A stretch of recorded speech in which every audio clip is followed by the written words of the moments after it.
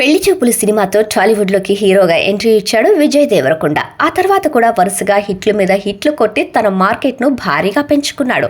అయితే ఈ మధ్య కాలంలో మాత్రం విజయ్ హిట్ రుచిని చూడలేదు. అయినా వరుసగా సినిమాల మీద సినిమాలు చేస్తూనే ఉన్నాడు.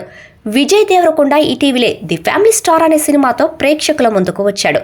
ఈ చిత్రం బాక్సాఫీస్ వద్ద వసూళ్ల కోసం పోరాటం చేస్తోంది.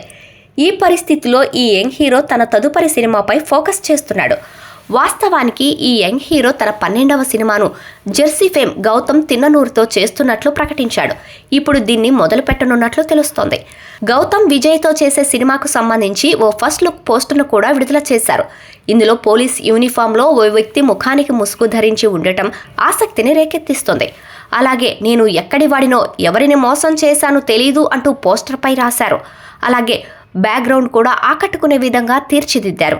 విభిన్నమైన కాంబినేషన్లో ఎంతో ప్రతిష్టాత్మకంగా రాబోతున్న ఈ సినిమాలో విజయ్ దేవరకొండ సరసన నటించే హీరోయిన్ గురించి ఎన్నో రకాల ప్రచారాలు జరిగాయి.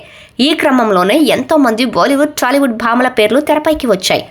అయితే ఇందులో విజయ్కు జోడీగా సెన్సేషనల్ హీరోయిన్ శ్రీలీలను తీసుకున్నారు. అయితే ఈ మూవీ నుంచి శ్రీలీల తప్పుకున్నట్లు ఎప్పటి నుంచో వార్తలు వస్తున్నాయి. తాజా సమాచారం ప్రకారం ఆమె నిజంగానే ఈ చిత్రం నుంచి బయటకు వచ్చేసిందట. ఇప్పుడు ఇందులో విజయ్కు జోడీగా భాగ్యశ్రీ బోర్సేను ఫైనల్ చేశారని తెలిసింది. ఈ విషయాన్ని చిత్ర యూనిట్ త్వరలోనే అధికారికంగా ప్రకటిస్తుందని టాక్.